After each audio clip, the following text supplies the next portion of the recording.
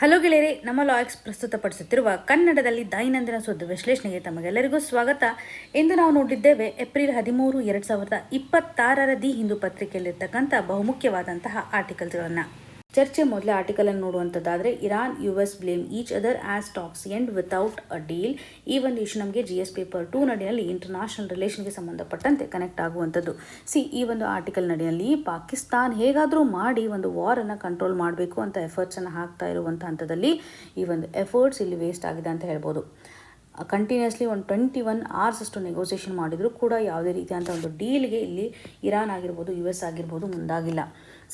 US ಇವಾಗ blame ಮಾಡ್ತಾ ಇರೋದು ಏನಂತಂದರೆ, ನ್ಯೂಕ್ಲಿಯರ್ ವೆಪನ್ಗೆ ಸಂಬಂಧಪಟ್ಟಂಥ ಒಂದು ಪಾತನ್ನು ಏನು ಇರಾನ್ ಫಾಲೋ ಮಾಡ್ತಾ ಇದೆಯಲ್ಲ, ಇದನ್ನು ಅಬಾಂಡನ್ ಮಾಡಲಿಕ್ಕೆ ಇವರು ರೆಡಿ ಇಲ್ಲ ಅಂತ US ಅಲಿಗೇಷನನ್ನು ಹಾಕ್ತಾ ಇದೆ. ಇರಾನ್ ಕೂಡ ಈ ಒಂದು ಇಶ್ಯೂಗೆ US ತುಂಬ ಓವರ್ ರೀಚನ್ನು ಮಾಡ್ತಾ ಇದೆ ಅನ್ನುವಂಥದ್ದಾಗಿ ಮ್ಯೂಚುವಲ್ ಆಗಿ ಒಂದು ಬ್ಲೇಮನ್ನು ಮಾಡ್ತಾ ಇದ್ದಾರೆ ಅಂತ ಹೇಳ್ಬೋದು. US ಒಂದು ಡಿಮಾಂಡ್ ಸಿಂಪಲ್ ಆಗಿದೆ, ಇರಾನ್ ಇವತ್ತು ನ್ಯೂಕ್ಲಿಯರ್ ವೆಪನ್ ಕೆಪಾಬಿಲಿಟಿಯನ್ನು ಸ್ಟಾಪ್ ಮಾಡಬೇಕು ಅನ್ನುವಂಥದ್ದಾಗಿ. ಆದರೆ ಇರಾನ್ ಹೇಳ್ತಾ ಇದೆ, ನಾವು ಯಾವುದೇ ರೀತಿಯಾಗಿ ನ್ಯೂಕ್ಲಿಯರ್ ವೆಪನ್ಸ್ಗಳನ್ನು ಸೀಕ್ ಮಾಡ್ತಾ ಇಲ್ಲ, ಆದರೆ ಪೀಸ್ಫುಲ್ ಆಗಿರುವಂಥ ನ್ಯೂಕ್ಲಿಯರ್ ಎನರ್ಜಿಯನ್ನು ಹೊಂದಿರತಕ್ಕಂಥದ್ದು ನಮ್ಮ ಒಂದು ಹಕ್ಕಾಗಿದೆ ಅನ್ನುವಂಥದ್ದನ್ನು ಕ್ಲೇಮ್ ಮಾಡ್ತಾ ಇದ್ದಾರೆ. ಯಾವುದೇ ರೀತಿಯಂಥ ಒಂದು ನೆಗೋಸಿಯೇಷನ್ಗಾಗಿರಲಿ ಅಥವಾ ಅಗ್ರಿಮೆಂಟ್ಗೆ ಆಗಿರಲಿ ಸೈನನ್ನು ಮಾಡಿಲ್ಲ ಅಂತ ಗಮನಿಸ್ಬೋದು. ಇದರಿಂದಾಗಿ ಸ್ಟ್ರೇಟ್ ಆಫ್ ಹಾರ್ಮೋಸಲ್ಲಿ ಟೆನ್ಷನ್ ಕಂಟಿನ್ಯೂ ಆಗುವಂಥ ಸ್ಥಿತಿಗತಿಗಳನ್ನು ಗಮನಿಸ್ಬೋದು. ಇಲ್ಲಿ ನಿಮಗೊಂದು ಸಿಂಪಲ್ ಪ್ರಶ್ನೆಯನ್ನು ಕೇಳುವಂಥದ್ದಾದರೆ, ಸ್ಟ್ರೇಟ್ ಆಫ್ ಹಾರ್ಮೋಸನ್ನು ಸುತ್ತುವರೆದಿರ್ತಕ್ಕಂಥ ರಾಷ್ಟ್ರಗಳು ಯಾವುದಿದ್ದಾವೆ ಅಂತ ಕಮೆಂಟಲ್ಲಿ ಮೆನ್ಷನ್ ಮಾಡಿ. ಇದರ ಬಗ್ಗೆ ನಾವು ಚರ್ಚೆಯನ್ನು ಈ ಮೊದಲು ಸಾಕಷ್ಟು ಬಾರಿ ಮಾಡಿದ್ದೇವೆ. ಇವಾಗ ಸ್ಟ್ರೇಟ್ ಆಫ್ ಹಾರ್ಮೋಸ್ ಗ್ಲೋಬಲ್ ಲೆವೆಲಲ್ಲಿ ಒಂದು ಆಯಿಲ್ ಟ್ರೇಡನ್ನು ಕಂಟ್ರೋಲ್ ಮಾಡುವಂಥ ಹಂತದಲ್ಲಿ ನಿಯರ್ಲಿ 20% ಅಷ್ಟು ಮಾಡುತ್ತಲ್ವಾ. ಈ ಒಂದು ಹಂತದಲ್ಲಿ ಗ್ಲೋಬಲ್ ಲೆವೆಲಲ್ಲಿ ಒಂದು ಆಯಿಲ್ ಸಪ್ಲೈ ಡಿಸ್ರಪ್ಷನ್ ಆಗ್ತಾ ಇದೆ, ಎನರ್ಜಿ ಪ್ರೈಸಸ್ಗಳು ಸಹ ಹೆಚ್ಚಾಗ್ತಾ ಇರುವಂಥದ್ದನ್ನು ಕಾಣ್ತಾ ಇದ್ದೀವಿ. ಗ್ಲೋಬಲ್ ಎಕಾನಮಿಗೆ ಇದು ಇಂಪ್ಯಾಕ್ಟನ್ನು ಕ್ರಿಯೇಟ್ ಮಾಡುತ್ತೆ ಅನ್ನುವಂಥ ಕ್ಲಾರಿಟಿ ನಮಗೆ ಇಂಪಾರ್ಟೆಂಟ್. ಈ ಮೊದಲು ಕೂಡ ಇರಾನಲ್ಲಿರ್ತಕ್ಕಂಥ ನ್ಯೂಕ್ಲಿಯರ್ ಕೆಪಾಬಿಲಿಟೀಸ್ಗಳನ್ನು ಹೇಗಾದರೂ ಮಾಡಿ ಕಂಟ್ರೋಲಿಗೆ ತೆಗೆದುಕೊಂಡು ಬರಬೇಕು ಅನ್ನುವಂಥ ನಿಟ್ಟಿನಲ್ಲಿ 2015ರಲ್ಲಿ ತೆಗೆದುಕೊಂಡಿರ್ತಕ್ಕಂಥ initiative very very important. Joint comprehensive plan of action. ಇದರ ಆಧಾರದ ಮೇಲೆ ನಾವು ಕ್ವಶನ್ಸ್ಗಳನ್ನು ಎಕ್ಸ್ಪೆಕ್ಟ್ ಮಾಡ್ಬೋದು. 2015ರಲ್ಲಿ ಇರಾನ್ ಹಾಗೂ P5+1 ಕಂಟ್ರಿ ಸೈನ್ ಮಾಡಿರೋದನ್ನು ಗಮನಿಸ್ತಾ ಇದ್ದೇವೆ. ಇರಾನ್ ಒಂದಿದೆ, ಯುನೈಟೆಡ್ ಸ್ಟೇಟ್ಸನ್ನು ನೋಡ್ಬೋದು, ಯುನೈಟೆಡ್ ಕಿಂಗ್ಡಮ್, ಫ್ರಾನ್ಸ್ ಇರೋದನ್ನು, ಚೈನಾ, ರಷ್ಯಾ ಹಾಗೂ +1 ಅಂದಾಗ ಜರ್ಮನಿಯನ್ನು ಕಾಣ್ತಾ ಇದ್ದೇವೆ. ಈ ರೀತಿಯಾಗಿ 6+7 ಕಂಟ್ರಿಗಳು ಸೇರಿ ಒಂದು ಒಪ್ಪಂದಕ್ಕೆ ಬರ್ತಾರೆ. ಇರಾನು ಸಹ ಅಂದಿರುತ್ತೆ. ಇದರ ಮುಖಾಂತರ ನ್ಯೂಕ್ಲಿಯರ್ ವೆಪನ್ಗೆ ಸಂಬಂಧಪಟ್ಟಂತೆ ಡೆವಲಪ್ಮೆಂಟನ್ನು ಅವರು ಕಡಿಮೆ ಮಾಡಬೇಕು, ಕೇವಲ ಪೀಸ್ಫುಲ್ ಪರ್ಪಸ್ಗೋಸ್ಕರ ಮಾತ್ರ ಅಲೋ ಮಾಡ್ತಕ್ಕಂಥ ಒಂದು ಹಕ್ಕನ್ನು ಕೊಡ್ತಾರೆ. ಪೀಸ್ಫುಲ್ ನ್ಯೂಕ್ಲಿಯರ್ ಎನರ್ಜಿಯನ್ನು ಅವರು ಹೊಂದಲಿಕ್ಕೆ ಅವಕಾಶವನ್ನು ಕೊಡುವಂಥದ್ದಾಗಿ ಕಾಣ್ತಾ ಇದ್ದಾವೆ. ಹಾಗೂ ಅವ್ರ ಮೇಲೆ ಇರುವಂಥ ಒಂದು ಎಕನಾಮಿಕ್ ಸ್ಯಾಂಕ್ಷನನ್ನು ರಿಮೂವ್ ಮಾಡಲಾಗುತ್ತೆ ಅಂತ ಹೇಳ್ಬೋದು. 2015ರಲ್ಲಿ ಮಾಡಿರ್ತಾರೆ. ಈ ಮೊದಲು ಮಾಡಿರ್ತಕ್ಕಂಥ ಸಿಗ್ನೇಚರಲ್ಲಿ ಯಾರಿದ್ದಾರೆ? US ಇದ್ದಾರೆ. US ಏನು ಮಾಡ್ತಾರೆ ಅಂತಂದರೆ, 2018ರಲ್ಲಿ ಟ್ರಂಪ್ ಅವರ ನೇತೃತ್ವದಲ್ಲಿ ಎಕ್ಸಿಟ್ ಆಗಿಬಿಡ್ತಾರೆ. ಇದರಿಂದಾಗಿ ಈ ಒಂದು ಅಗ್ರಿಮೆಂಟು ಸಹ ವೀಕ್ ಆಗೋದನ್ನು ನಾವು ಗಮನಿಸ್ಬೋದು. ಹಾಗಾಗಿ ಇರಾನ್ ಇವಾಗ ತುಂಬ ಸ್ಟ್ರಾಂಗ್ ಆಗಿ ಅಪೋಸ್ ಮಾಡ್ತಾ ಇದೆ US ಯಾವುದೇ ರೀತಿಯಾಗಿ ಒಂದು ಅಕೌಂಟಬಿಲಿಟಿಯನ್ನು ಇಲ್ಲಿ ಎನ್ಶೋರ್ ಮಾಡಲಿಕ್ಕೆ ಆಗಿಲ್ಲ ಅಲ್ವಾ. ಇದೇ ಒಂದು ಅಗ್ರಿಮೆಂಟ್ನ ಮುಖಾಂತರ ಯುರೇನಿಯಂ ಎನ್ರಿಚ್ಮೆಂಟನ್ನು ಕ್ಯಾಪ್ ಮಾಡಲಾಗುತ್ತೆ. 3.67% ಅಷ್ಟು ಹೊಂದಬೇಕು ಅಂತ. ಯುರೇನಿಯಂ ಸ್ಟಾಕ್ ಪೈಲನ್ನು ಸಹ ರೆಡ್ಯೂಸ್ ಮಾಡ್ತಾರೆ, 300 kg ಅಷ್ಟು ಮಾತ್ರ ಹೊಂದಬೇಕು ಅಂತ. ಸೆಂಟ್ರಿಫ್ಯೂಜಸ್ಗಳನ್ನು ಸಹ ರೆಡ್ಯೂಸ್ ಮಾಡ್ತಾ ಬರ್ತಾರೆ ಅಂತ ಹೇಳ್ಬೋದು. International atomic energy agency monitoring ಮಾಡ್ತಕ್ಕಂಥ ಸ್ಥಿತಿಗತಿಗಳನ್ನು ಕಾಣ್ಬೋದು. ನ್ಯೂಕ್ಲಿಯರ್ ಸೈಟ್ಸ್ ಮೇಲೂ ಸಹ ಒಂದು ಇನ್ಸ್ಪೆಕ್ಷನ್ನ ಮಾಡ್ತಾ ಬರ್ತಾರೆ ರೆಗ್ಯುಲರ್ ಬೇಸಿಸ್ನ ಆಧಾರದ ಮೇಲೆ ಆಸ್ ಪರ್ ದಿಸ್ ಅಗ್ರಿಮೆಂಟ್. ಇವಾಗ US ಹಾಗೂ ಯುರೋಪಿಯನ್ ಯೂನಿಯನ್ ಇವೆಲ್ಲವೂ ಸಹ ಇರಾನ್ ಮೇಲೆ ಹಾಕಿರುವಂಥ ಒಂದು ರೆಸ್ಟ್ರಿಕ್ಷನ್ಸ್ಗಳನ್ನು ರಿಮೂವ್ ಮಾಡ್ತಾ ಬರ್ತಾರೆ. ವೆಸ್ಟ್ ಸ್ಯಾಂಕ್ಷನ್ ಅಂತ ನಾವೇನು ಹೇಳ್ತೇವೆ, ಅವ್ರ ಮೇಲೆ ಒಂದು ಬ್ಯಾಂಕಿಂಗ್ ಆಗಿರ್ಬೋದು, ಫಿನಾನ್ಷಿಯಲ್ ಸ್ಯಾಂಕ್ಷನ್ಸ್ಗಳನ್ನು ಏನು ಹಾಕ್ತಾ ಇರ್ತಾರಲ್ಲ ಅವುಗಳೆಲ್ಲವನ್ನು ರಿಮೂವ್ ಮಾಡ್ತಾ ಬರ್ತಾರೆ. ಈವನ್ ಆಯಿಲ್ ಎಕ್ಸ್ಪೋರ್ಟ್ ಮಾಡುವಂಥ ಹಂತದಲ್ಲಿ ಇರಾನ್ ಮೇಲೆ ಒಂದು ಸ್ಯಾಂಕ್ಷನ್ ವಿಧಿಸಲಾಗಿರುತ್ತೆ, ಅದನ್ನು ಸಹ ರಿಲೀಫ್ ಮಾಡ್ತಾ ಬರ್ತಾರೆ ಈ ಒಂದು ಅಗ್ರಿಮೆಂಟ್ನ ಮುಖಾಂತರ. ಇಲ್ಲಿ 2018ರಲ್ಲಿ ತೆಗೆದುಕೊಂಡಿರ್ತಕ್ಕಂಥ ನಿರ್ಧಾರ ಸ್ವಲ್ಪ ಒಂದು ಗಡಬಡನ್ನು ಕ್ರಿಯೇಟ್ ಮಾಡಿದೆ ಅಂತ ಹೇಳ್ಬೋದಲ್ವಾ. ಇರಾನ್ ಒಂದು ರೆಸ್ಪಾನ್ಸ್ ಏನಂತಂದರೆ, ಗ್ರ್ಯಾಜುವಲಿ ಇವಾಗ ಒಂದು ಲಿಮಿಟೇಷನ್ಸ್ಗಳನ್ನು ಅವರು ವೈಲೇಷನ್ ಮಾಡ್ತಾ ಬರ್ತಾ ಇದೆ. ಯುರೇನಿಯಂ ಎನ್ರಿಚ್ಮೆಂಟನ್ನು ಹೊಂದೋದು ಹೆಚ್ಚು ಮಾಡೋದಾಗಿರ್ಬೋದು, ಸ್ಟಾಕ್ ಪೈಲ್ಸ್ಗಳನ್ನು ಹೆಚ್ಚಿಗೆ ಹೊಂದುವಂಥದ್ದಾಗಿರ್ಬೋದು, ಇವೆಲ್ಲವೂ ಸಹ ವೈಲೇಷನ್ ಆಗ್ತಾ ಇದೆ ಅನ್ನುವಂಥದ್ದನ್ನು ಗಮನಿಸ್ಬೋದು. ಈ ಒಂದು ಡೀಲ್ ಕಂಪ್ಲೀಟಾಗಿ ಆಪರೇಷನಲ್ ಇದೆ ಅಂತ ಹೇಳಿಕ್ಕಾಗಲ್ಲ. ಇರಾನು ಇಲ್ಲಿ ಸೀರಿಯಸ್ನೆಸ್ಸನ್ನು ತೆಗೆದುಕೊಂಡಿಲ್ಲ ಅಂತ ಹೇಳ್ಬೋದು. ನ್ಯೂಕ್ಲಿಯರ್ ಕನ್ಸರ್ನ್ಸ್ಗಳು ಇವಾಗ ಹೆಚ್ಚಾಗ್ತಾ ಇರೋದನ್ನು ಗಮನಿಸ್ಬೋದು. ಕೇವಲ US ಅಷ್ಟೇ ಅಲ್ಲ, ಸಾಕಷ್ಟು ಯುರೋಪಿಯನ್ ಕಂಟ್ರೀಸ್ಗಳು ಇರಾನ್ನ ಒಂದು ಕೆಪಾಬಿಲಿಟಿಗೆ ಸಂಬಂಧಪಟ್ಟಂತೆ ಫಿಯರನ್ನು ಫೇಸ್ ಮಾಡ್ತಾ ಇದ್ದಾವೆ ಅಂತ ಹೇಳ್ಬೋದು. ವೆಸ್ಟ್ ಏಷ್ಯಾ ಕಾನ್ಫ್ಲಿಕ್ಟನ್ನು ನಾವು ಕಾಣ್ತಾ ಇದ್ದೇವೆ. ಸ್ಟೇಟ್ ಆಫ್ ಹಾರ್ಮೋಸ್ಗೆ ಸಂಬಂಧಪಟ್ಟಂಥ ರಿಸ್ಕನ್ನು ಸಹ ನಾವು ಕಾಣ್ತಾ ಇದ್ದೇವೆ. ಯಾಕೆ ಈ ಒಂದು ಅಗ್ರಿಮೆಂಟ್ ನಮಗೆ ತುಂಬ ಇಂಪಾರ್ಟೆಂಟ್ ಆಗುತ್ತೆ ಅನ್ನೋದಾದರೆ ನ್ಯೂಕ್ಲಿಯರ್ ವೆಪನ್ಸ್ಗಳನ್ನು ಹೇಗಾದರೂ ಮಾಡಿ ಪ್ರಿವೆಂಟ್ ಮಾಡಬೇಕು ಅನ್ನುವಂಥ ಆಸ್ಪೆಕ್ಟ್ ಆಗಿರ್ಬೋದು. ಎನರ್ಜಿ ಸೆಕ್ಯೂರಿಟಿಗೆ ಸಂಬಂಧಪಟ್ಟಂತೆ ಇಂಪಾರ್ಟೆಂಟ್ ಆಗುತ್ತೆ. ಇರಾನು ಸಹ ಇವಾಗ ಆಯಿಲನ್ನು ಹೆಚ್ಚು ಎಕ್ಸ್ಪೋರ್ಟ್ ಮಾಡುತ್ತೆ. ಆ ಒಂದು ಹಂತದಲ್ಲಿ ಈ ಡೀಲ್ ಇಂಪಾರ್ಟೆಂಟ್ ಆಗುತ್ತಲ್ವ. ಅವ್ರ ಮೇಲೆ ಸ್ಯಾಂಕ್ಷನ್ ಹಾಕ್ತಾ ಹೋದರೆ ಗ್ಲೋಬಲ್ ಲೆವೆಲಲ್ಲಿ ಒಂದು ಆಯಿಲ್ ಸಪ್ಲೈಗೆ ಸಂಬಂಧಪಟ್ಟಂತೆಯೂ ಸಹ ಡಿಸ್ಟ್ರಪ್ಷನ್ ಆಗ್ತಕ್ಕಂಥ ಸಾಧ್ಯತೆ ಇರುತ್ತೆ. ಸಪ್ಲೈ ಲೆವೆಲಲ್ಲಿ ಪ್ರಾಬ್ಲಮ್ ಕ್ರಿಯೇಟ್ ಆಗುವಂಥ ಸಾಧ್ಯತೆ ಇದೆ ಅಂತ ಇಲ್ಲಿ ಭಾರತ ಒಂದು ಡಿಪ್ಲೊಮ್ಯಾಟಿಕ್ ಸೊಲ್ಯೂಷನ್ ಅನ್ನು ಎಕ್ಸ್ಪೆಕ್ಟ್ ಮಾಡುತ್ತೆ, ಅದನ್ನು ಸಪೋರ್ಟ್ ಮಾಡುತ್ತೆ ಅಂತಲೇ ಹೇಳ್ಬೋದು. ವೈ? ಬಿಕಾಸ್ ನಮ್ಗೆ ಇರಾನ್ ಕೂಡ ಇಂಪಾರ್ಟೆಂಟ್, US ಕೂಡ ಇಂಪಾರ್ಟೆಂಟ್ ಆಗುತ್ತೆ. ಇರಾನ್ ಅಂತ ಬಂದಾಗ ಪರ್ಟಿಕ್ಯುಲರ್ಲಿ ಒಂದು ಕನೆಕ್ಟಿವಿಟಿ ಪ್ರಾಜೆಕ್ಟ್, ಚಬಾರ್ ಪೋರ್ಟ್ನ ಒಂದು ಪ್ರಾಜೆಕ್ಟನ್ನು ಕಾಣ್ತೇವೆ. ಇದರಿಂದ ಎಷ್ಟು ಮಟ್ಟಿಗೆ ಭಾರತಕ್ಕೆ ಬೆನಿಫಿಟ್ ಇದೆ ಅಂತ ಹೇಳ್ಬೋದು. ಅಗೇನ್ ಎನರ್ಜಿ ಸೆಕ್ಯೂರಿಟಿ ಅಂತ ಬಂದಾಗ ಇರಾನ್ನ ಮುಖಾಂತರ ನಾವು ಆಯಿಲನ್ನು ಸಹ ಇಂಪೋರ್ಟ್ ಮಾಡ್ಕೋಬೋದಲ್ವಾ. ಆ್ಯಂಡ್ USನೂ ಕೂಡ ನಮಗೆ ತುಂಬ ಇಂಪಾರ್ಟೆಂಟ್ ಆಗುತ್ತೆ ಬಿಕಾಸ್ ಮಲ್ಟಿಪಲ್ ಸೆಕ್ಟರ್ ನಡುವಲ್ಲಿ ಅವರೊಂದಿಗೆ ಒಂದು ಹೆಲ್ದಿ ರಿಲೇಷನನ್ನು ಹೊಂದಿದ್ದೇವೆ ಅಂತ. Very very important. ಈ ಒಂದು ಅಗ್ರಿಮೆಂಟ್ ಆಧಾರದ ಮೇಲೆ ನಾವು ಕ್ವಶನ್ಸ್ಗಳನ್ನು ಎಕ್ಸ್ಪೆಕ್ಟ್ ಮಾಡ್ಬೋದು. ಇದರಲ್ಲಿ ಯಾವ ರೀತಿಯಂಥ ಪಾರ್ಟೀಸ್ಗಳಿದ್ದಾವೆ, 2015ರಲ್ಲಿ ಫಾರ್ಮ್ ಆಗಿರುವಂಥದ್ದಾಗಿರ್ಬೋದು, US ಯಾವಾಗ ಎಕ್ಸಿಟ್ ಆಗಿದೆ ಎಲ್ಲ ಕ್ಲಿಯರಾಗಿ ಗೊತ್ತಿರಲಿ, ಹಾಗೂ ಮಾನಿಟರಿಂಗ್ ಬಾಡಿ ಯಾವ ರೀತಿಯಾಗಿದೆ ಅನ್ನೋದು ಸಹ ನಿಮಗೆ ಕ್ಲಿಯರಾಗಿ ಗೊತ್ತಿರಬೇಕು. ಎಕ್ಸಾಮಿನೇಷನ್ ಪರ್ಸ್ಪೆಕ್ಟಿವಲ್ಲಿ ವೆಸ್ಟ್ ಏಷ್ಯಾಗೆ ಸಂಬಂಧಪಟ್ಟಂತೆ ಕ್ವಶನ್ಸ್ಗಳನ್ನು ಈಸಿಯಾಗಿ ಅಪ್ಕಮಿಂಗ್ ಪ್ರಿಲಿಮ್ಸಲ್ಲಿ ನಾವು ಎಕ್ಸ್ಪೆಕ್ಟ್ ಮಾಡ್ಬೋದು. ಇನ್ನು ಮುಂದಿನ ಆರ್ಟಿಕಲ್ಗೆ ಶಿಫ್ಟ್ ಆಗೋದಾದರೆ biotechnology can address challenges to traditional farming practices. ಈ ಒಂದು ಇಶ್ಯೂ ನಮಗೆ GS ಪೇಪರ್ 3 ನಡೆಯಲ್ಲಿ ಅಗ್ರಿಕಲ್ಚರ್ ಟಾಪಿಕ್ಗೆ ಸಂಬಂಧಪಟ್ಟಂತೆ ಅಗೇನ್ ಸೈನ್ಸ್ ಆ್ಯಂಡ್ ಟೆಕ್ನಾಲಜಿ ಆಸ್ಪೆಕ್ಟ್ನ ಆಧಾರದ ಮೇಲೂ ಕನೆಕ್ಟ್ ಮಾಡ್ಬೋದು. ಇಲ್ಲಿ ನಾವು ಟ್ರೆಡಿಷನಲ್ ಫಾರ್ಮಿಂಗನ್ನು ಕನೆಕ್ಟ್ ಮಾಡಿದಾಗ ಬಯೋಟೆಕ್ನಾಲಜಿ ಮುಖಾಂತರ ಯಾವ ರೀತಿಯಾದಂಥ ಬೆನಿಫಿಟ್ ಸಿಗಲಿದೆ ಅಂತ ಹೇಳ್ಬೋದು. ಬಯೋಟೆಕ್ನಾಲಜಿ ಮುಖಾಂತರ ನಾವು ಸಸ್ಟೈನಬಿಲಿಟಿಯನ್ನು ಎನ್ಶೋರ್ ಮಾಡ್ಬೋದು, ಹಾಗೂ ಪ್ರೊಡಕ್ಟಿವಿಟಿನೂ ಸಹ ಎನ್ಶೋರ್ ಮಾಡಲಿಕ್ಕೆ ಸಾಧ್ಯತೆ ಇದೆ ಅನ್ನುವಂಥದ್ದು. ಅಗ್ರಿಕಲ್ಚರ್ ಸೆಕ್ಟರ್ನ ನಾವು ಗಮನ ಹರಿಸಿದಾಗ ಬೈ 2033 2.5 ಕ್ರಾಸ್ ಅಷ್ಟು ಗ್ರೋ ಆಗಲಿದೆ ಅಂತ ಹೇಳ್ಬೋದು. ಹಾಗಾಗಿ ನಾವು ಮಾಡರ್ನ್ ಸೈಂಟಿಫಿಕ್ ಇಂಟರ್ವೆನ್ಷನ್ನ ತೆಗೆದುಕೊಂಡು ಬರಬೇಕಾಗಿದೆ. ಬಯೋಟೆಕ್ನಾಲಜಿ ಯಾವ ರೀತಿಯಾಗಿ ಬೆನಿಫಿಟನ್ನು ತೆಗೆದುಕೊಂಡು ಬರುತ್ತೆ, ಕ್ರಾಪ್ ಈಲ್ಡನ್ನು ಎನ್ಶೋರ್ ಮಾಡ್ತಕ್ಕಂಥ ಹಂತದಲ್ಲಿ, ಕ್ವಾಲಿಟಿ ವೈಸ್ ಆಗಿರ್ತಕ್ಕಂತಹ ಕ್ರಾಪ್ಸ್ಗಳನ್ನು ಎನ್ಶೋರ್ ಮಾಡ್ತಕ್ಕಂಥ ಹಂತದಲ್ಲಿ biotechnology important. Even climate resilient ಆಗಿರ್ತಕ್ಕಂತಹ ಕ್ರಾಪ್ಸ್ಗಳನ್ನು ಡೆವಲಪ್ ಮಾಡಲಿಕ್ಕೆ ಸಾಧ್ಯತೆ ಇದೆ. ಪೆಸ್ಟ್ ಆಗಿರ್ಬೋದು, ಡಿಸೀಸ್ಗಳನ್ನು ಕಂಟ್ರೋಲ್ ಮಾಡುವಂಥ ಹಂತದಲ್ಲಿ ಸಹಕಾರಿ ಆಗಲಿದೆ. ಸಸ್ಟೈನೇಬಲ್ ಆಗಿರುವಂಥ ಅಗ್ರಿಕಲ್ಚರ್ನ ಸಪೋರ್ಟ್ ಮಾಡಲಿಕ್ಕೆ ಬಯೋಟೆಕ್ನಾಲಜಿ ಸಹಕಾರಿ ಆಗಲಿದೆ ಅಂತ ಹೇಳ್ಬೋದು. ಪ್ರಸ್ತುತವಾಗಿ ಒಂದು ಕ್ಲೈಮೇಟ್ ಚೇಂಜನ್ನು ನಾವು ನೋಡಿದಾಗ ಕ್ರಾಪ್ ಈಲ್ಡನ್ನು ಸರಿಯಾಗಿ ಎನ್ಶೋರ್ ಮಾಡಲಿಕ್ಕೆ ಆಗೋದಿಲ್ಲ. ಕ್ರಾಪ್ ಈಲ್ಡು ಸಹ ಡಿಕ್ಲೈನ್ ಆಗ್ತಾ ಬರೋದನ್ನು ಕಾಣ್ತಾ ಇದ್ದೀವಿ ಬಿಕಾಸ್ ಟೆಂಪ್ರೇಚರ್ ಹೆಚ್ಚಾಗುವಂಥ ಸ್ಥಿತಿಗತಿಗಳನ್ನು ನೋಡಿದಾಗ. For example 1 degree Celsius temperature ಏನಾದರೂ ಹೆಚ್ಚಾಗಿದ್ದೆ ಆದರೆ ವೀಟಲ್ಲಿರ್ತಕ್ಕಂಥ ಈಲ್ಡು 6 to 10% ರೆಡ್ಯೂಸ್ ಆಗುವಂಥ ಸಾಧ್ಯತೆಗಳನ್ನು ಕಾಣ್ತಾ ಇದ್ದೇವೆ. ಹಾಗಾಗಿ ಎಕ್ಸ್ಪರ್ಟ್ಸ್ಗಳು ಹೈಲೈಟ್ ಮಾಡ್ತಾ ಇದ್ದಾರೆ, ರಿಸರ್ಚ್ ಹಾಗೂ ಇನೋವೇಷನ್ ಅಡಿಯಲ್ಲಿ ನಾವು ಹೆಚ್ಚಾಗಿ ಫೋಕಸನ್ನು ಮಾಡಬೇಕು, ಅಗ್ರಿ ಬಯೋಟೆಕ್ಗೆ ಸಂಬಂಧಪಟ್ಟಂತೆ ಫೋಕಸನ್ನು ಮಾಡಬೇಕು. ಇದರ ಮುಖಾಂತರ ಸಹ ಜಾಬ್ ಅಪಾರ್ಚುನಿಟೀಸ್ಗಳು ಕ್ರಿಯೇಟ್ ಆಗುವಂಥದ್ದನ್ನು ಕಾಣ್ಬೋದು. ಸ್ಕಿಲ್ ಡೆವಲಪ್ಮೆಂಟ್ಗೂ ಸಹ ನಾವು ಎನ್ಕರೇಜ್ ಮಾಡ್ದಂಗೆ ಆಗುತ್ತೆ ಅಂತ ಹೇಳ್ಬೋದು. ಫುಡ್ ಸೆಕ್ಯೂರಿಟಿಯನ್ನು ಎನ್ಶೋರ್ ಮಾಡುವಂಥ ಹಂತದಲ್ಲಿ ಈ ಒಂದು ಇನ್ವೆಸ್ಟ್ಮೆಂಟ್ ಇಂಪಾರ್ಟೆಂಟ್ ಆಗುತ್ತೆ. ಬಯೋಟೆಕ್ನಾಲಜಿ ಯಾಕೆ ಇಂಪಾರ್ಟೆಂಟ್ ಅಂದರೆ ಪ್ರೊಡಕ್ಷನನ್ನು ಇನ್ಕ್ರೀಸ್ ಮಾಡ್ತಾ ಇದೆ, ಲಾಂಗ್ ಟರ್ಮಲ್ಲಿ ಫುಡ್ ಸೆಕ್ಯೂರಿಟಿನ ಇದು ಎನ್ಶೋರ್ ಮಾಡುತ್ತೆ ಅಂತ ಗಮನಿಸ್ಬೋದು. ಸೆಕೆಂಡರಿ ಅಗ್ರಿಕಲ್ಚರ್ ಅಂತ ಬಂದಾಗ ಕೆಲವೊಂದಿಷ್ಟು ಚಾಲೆಂಜಸ್ಗಳು ಇದ್ದೇ ಇರುತ್ತೆ. ಅದರಲ್ಲೂ ಪೋಸ್ಟ್ ಹಾರ್ವೆಸ್ಟ್ ಅಂತ ಬಂದಾಗ ಚಾಲೆಂಜಸ್ಗಳು ಇರುತ್ತೆ. ಇದೊಂದು ನ್ಯೂ ಅಪಾರ್ಚುನಿಟಿಯನ್ನು ಕ್ರಿಯೇಟ್ ಮಾಡುತ್ತಲ್ವಾ. ಅಗ್ರಿ ವ್ಯಾಲ್ಯೂ ಚೈನನ್ನು ಸಹ ನಾವಿಲ್ಲಿ ಎನ್ಹಾನ್ಸ್ ಮಾಡ್ಬೋದು. ಇನ್ಸ್ಟಿಟ್ಯೂಷನಲ್ ಲೆವೆಲಲ್ಲಿ ಒಂದು ರೋಲ್ ಆ್ಯಂಡ್ ರೆಸ್ಪಾನ್ಸಿಬಿಲಿಟೀಸನ್ನು ಫಿಕ್ಸ್ ಮಾಡುವಂಥದ್ದು. ಹಾಗಾಗಿ ಸೈಂಟಿಸ್ಟ್ಗಳ ಒಂದು ಕಾಂಟ್ರಿಬ್ಯೂಷನ್ ಇಷ್ಟರ ಮಟ್ಟಿಗಿದೆ. ಅಕಾಡೆಮಿಯದ ಒಂದು ಕಾಂಟ್ರಿಬ್ಯೂಷನ್ ಆಗಿರ್ಬೋದು, ಇಂಡಸ್ಟ್ರೀಸ್ಗಳ ಒಂದು ಎಕ್ಸ್ಪರ್ಟ್ಸ್ಗಳ ಒಂದು ಒಪಿನಿಯನನ್ನು ಇಲ್ಲಿ ತೆಗೆದುಕೊಳ್ತಾ ಇರೋದಾಗಿ ಗಮನ ಹರಿಸ್ಬೋದು. ಇವಾಗ ನೋಡಿ, for example crop productivity enhance ಆಗುತ್ತೆ ಅಂದರೆ ಜೆನೆಟಿಕ್ ಲೆವೆಲಲ್ಲಿ ನಾವು ಮಾಡಿಫಿಕೇಷನ್ಸನ್ನು ಮಾಡ್ತಾ ಇರೋದ್ರಿಂದ ಹೈ ಈಲ್ಡನ್ನು ಎನ್ಶೋರ್ ಮಾಡಲಿಕ್ಕೆ ಸಾಧ್ಯತೆ ಇದೆ. BT ಕಾಟನನ್ನು ಎಕ್ಸಾಂಪಲ್ ಆಗಿ ತೆಗೆದುಕೊಳ್ಬೋದಲ್ವಾ. ಪೆಸ್ಟ್ ರೆಸಿಸ್ಟೆನ್ಸನ್ನು ಇದು ತೋರಿಸುತ್ತೆ. ಫಾರ್ಮರ್ಗೆ ಒಂದು ಇನ್ಕಮನ್ನು ತೆಗೆದುಕೊಂಡು ಬಂದಿದೆ ಅಂತ ಹೇಳ್ಬೋದು. ಹೈಬ್ರಿಡ್ ಚೆನ್ನಾಗಿದ್ದರೆ ಬೆಟರ್ ಆಗಿರ್ತಕ್ಕಂಥ ಔಟ್ಪುಟ್ ಸಿಗುತ್ತೆ. ಪೆಸ್ಟ್ ಅಂತ ಬಂದಾಗ ಅಥವಾ ಡಿಸೀಸ್ ರೆಸಿಸ್ಟೆನ್ಸ್ ಅಂತ ಬಂದಾಗ BT ಬ್ರಿಂಜಾಲ್ಗೆ ಸಾಕಷ್ಟು ರೆಸಿಸ್ಟೆನ್ಸನ್ನು ತೆಗೆದುಕೊಂಡು ಬರ್ತಕ್ಕಂಥ ಕಂಡೀಷನನ್ನು ಕಾಣ್ಬೋದಲ್ವಾ. ಸೊ ಇಲ್ಲಿ ವೈರಸ್ ರೆಸಿಸ್ಟೆನ್ಸ್ ಕ್ರಾಪ್ಗಳನ್ನು ಡೆವಲಪ್ ಮಾಡುವಂಥ ಆಸ್ಪೆಕ್ಟನ್ನು ಬಯೋಟೆಕ್ನಾಲಜಿ ಒದಗಿಸ್ತಾ ಇದೆ. GM ಪಪ್ಪಾಯ ಅಂತ ನಾವು ನೋಡ್ತಾ ಇದ್ದೀವಿ, ಜೆನೆಟಿಕಲಿ ಮಾಡಿಫೈಡ್ ಆಗಿರ್ತಕ್ಕಂಥ ಫ್ರೂಟ್ಸ್ಗಳನ್ನು ಡೆವಲಪ್ ಮಾಡುವಂಥದ್ದು. ಕ್ಲೈಮೇಟ್ ರೆಸಿಲಿಯನ್ಸ್ ಅಂತ ಬಂದಾಗ ಡ್ರಾಟ್ ಕಂಡೀಷನ್ ಆಗಿರ್ಬೋದು, ಹೀಟ್ ಆಗಿರ್ಬೋದು, ಸೆಲೆನಿಟಿ, ಈ ರೀತಿಯಂಥ ಇಶ್ಯೂಸನ್ನು ಅಡ್ರೆಸ್ ಮಾಡಲಿಕ್ಕೆ ಡ್ರಾಟ್ ರೆಸಿಸ್ಟೆಂಟ್ ಆಗಿರ್ತಕ್ಕಂಥ ವೆರೈಟೀಸ್ಗಳನ್ನು ಡೆವಲಪ್ ಮಾಡೋದು. ರೈಸ್ ವೆರೈಟೀಸ್ಗಳನ್ನು ನಾವು ಗಮನಿಸ್ಬೋದು. ಇದರಿಂದ ಹೀಟ್ ಟಾಲರೆಂಟ್ ಕಂಡೀಷನನ್ನು ಕಾಣ್ತಾ ಇದ್ದೇವೆ.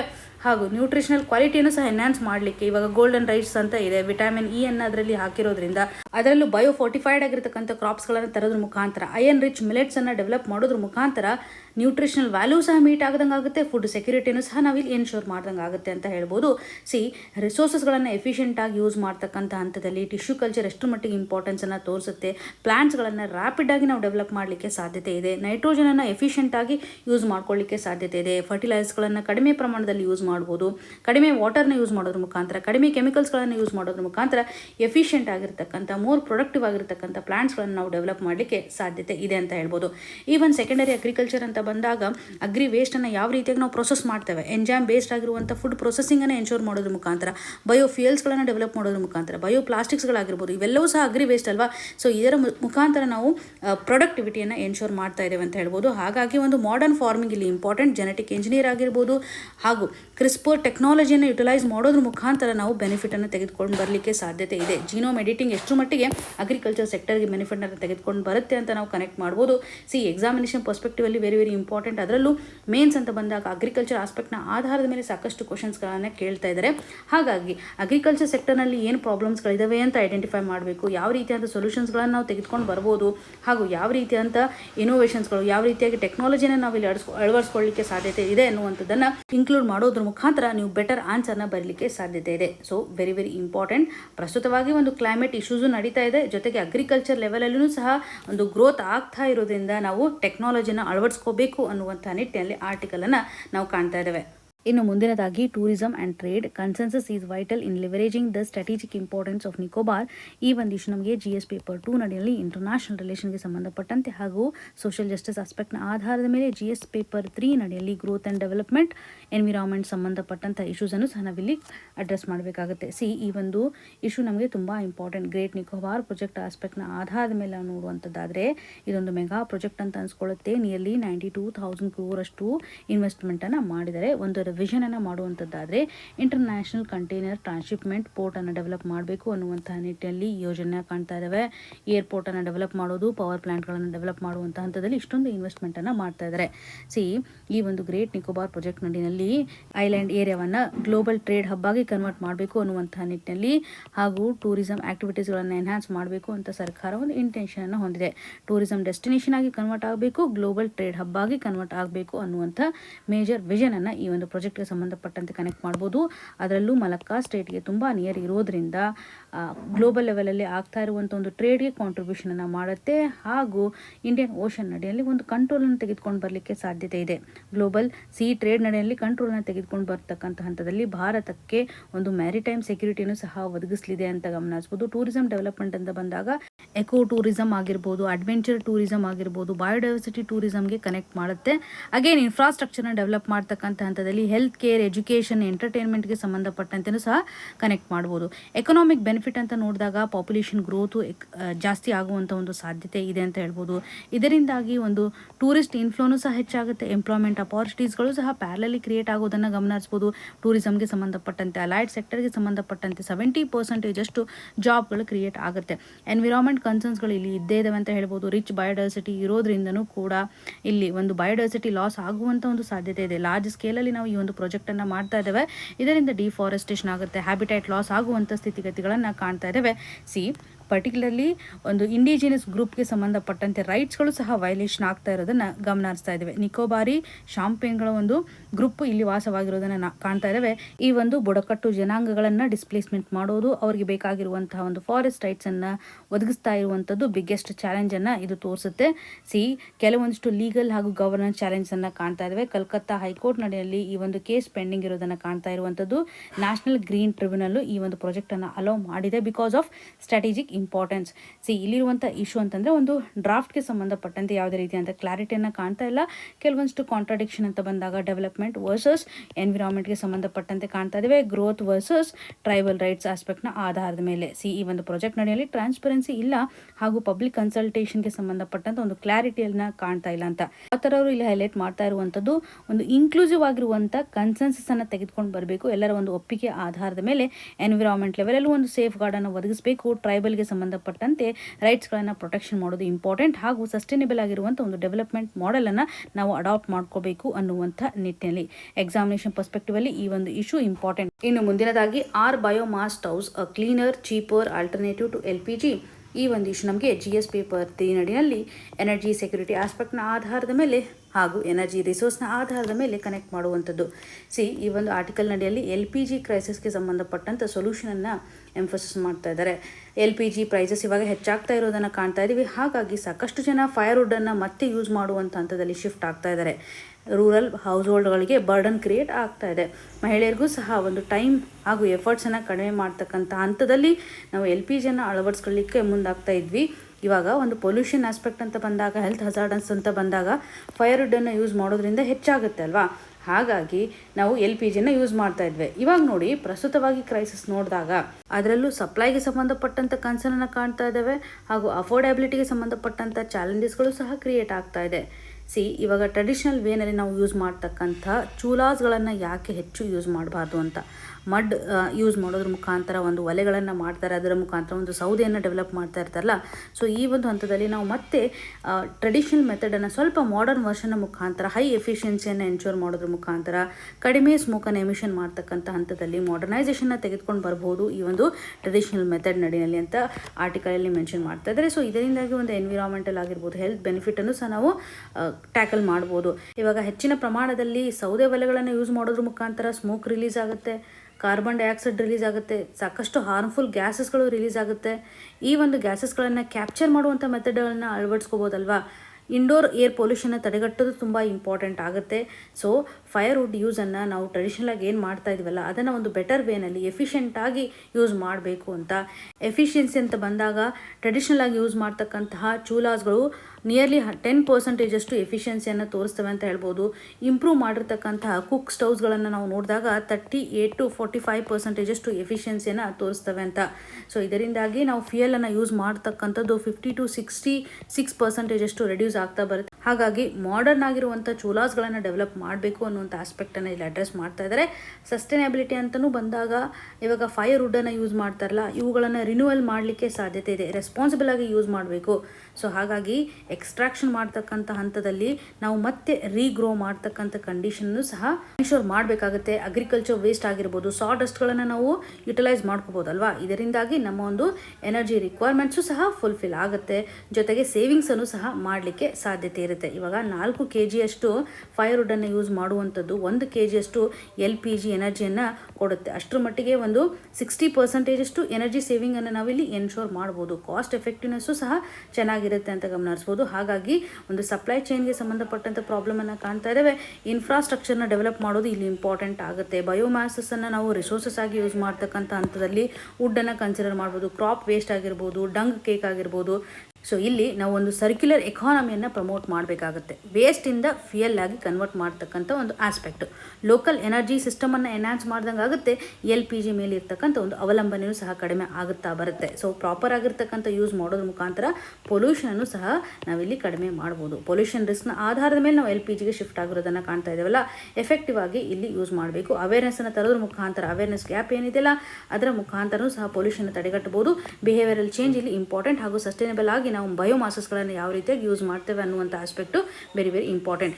ಎನರ್ಜಿ ಸೆಕ್ಯೂರಿಟಿ ಆಸ್ಪೆಕ್ಟ್ನ ಆಧಾರದ ಮೇಲೆ ರೂರಲ್ ಸಸ್ಟೈನಬಿಲಿಟಿ, ಕ್ಲೈಮೇಟ್ಗೆ ಸಂಬಂಧಪಟ್ಟಂಥ ಗೋಲ್ ರಿಲೇಟೆಡ್ ಇರುವಂತೆ ಈ ಒಂದು ಇಶ್ಯೂನ ಕನೆಕ್ಟ್ ಮಾಡ್ಬೋದು.